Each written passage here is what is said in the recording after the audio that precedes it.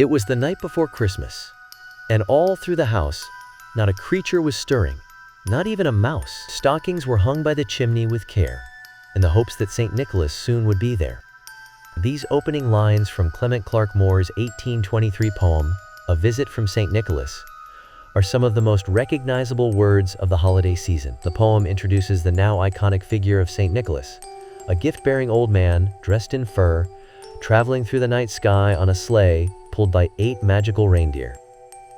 Many of the details we associate with Santa Claus today, his round belly that shakes like a bowl full of jelly, his joyful demeanor, and his gift-giving nature, were popularized through this very poem. But what if we told you that the roots of this cheerful character are steeped in darkness, fear, and folklore far older than Moore's tale?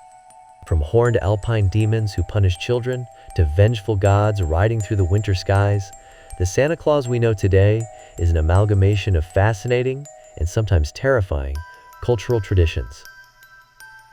The modern name Santa Claus comes from the Dutch Sinterklaas, a legendary figure based on the real-life Greek bishop Saint Nicholas. In Dutch tradition, Sinterklaas is depicted as an elderly man with white hair, a long beard, and a red bishop's robe. He rides a white horse, often called a marigot, and delivers gifts to well-behaved children on December 5th, the eve of St. Nicholas Day. But Sinterklaas isn't always the jolly, gift-giving figure we imagine.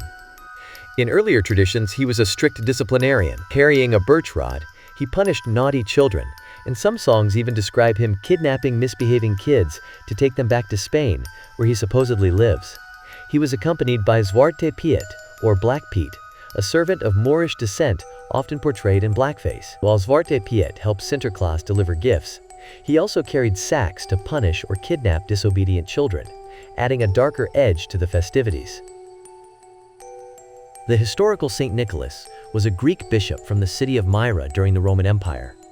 Known for his generosity, he became a patron saint of children and gift-giving. One of the most famous stories about him involves rescuing 3 young girls from a life of poverty. Their father could not afford dowries for them to marry, so Nicholas secretly delivered sacks of gold through their window on 3 separate nights, saving them from a grim fate. Quote, over time, this reputation for secret gift-giving grew into the tradition of bestowing gifts on the eve of his feast day, December 6th. In England, a midwinter figure known as Father Christmas became a central part of the holiday. Dressed in green or red robes lined with fur, he was a large, jovial man who brought joy and cheer. However, Father Christmas, too, has pagan roots. Before Christianization, Germanic peoples celebrated Yule, a midwinter festival marked by supernatural occurrences like the Wild Hunt, a ghostly procession led by Odin, the Norse god. Odin, also called Yulnir or Yule figure, rode an 8-legged horse through the night sky, wearing a blue hooded cloak and a long white beard. Like Santa, Odin was said to bring gifts during Yule, but he also had a darker side. Children were warned not to venture outside at night, or Odin might steal their souls. As traditions evolved, some characters took on even darker tones. In the alpine regions of Bavaria and Germany, Krampus, a horned, demon-like creature, became a central figure of Christmas lore. Krampus, whose name means claw, is a menacing figure covered in fur, with goat-like horns, cloven hooves, and a long, pointed tongue. He carries chains and birch rods to punish naughty children, and some legends say he kidnaps them in his sack, drowning, eating, or dragging them to hell. On December 5th, Krampusnacht, Krampus accompanies St. Nicholas. While St. Nicholas rewards the good, Krampus deals with the bad. The contrast between these two figures highlights the duality of holiday traditions: reward and punishment, light and dark.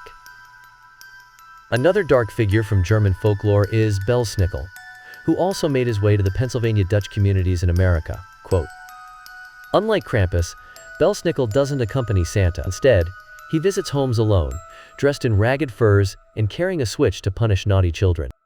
For those who behaved, however, he carried pockets full of cakes, candies, and nuts. Over the centuries, these diverse traditions merged, especially as European immigrants brought their customs to North America. In the 19th century, American cartoonist Thomas Nast helped cement the image of Santa Claus as we know him today.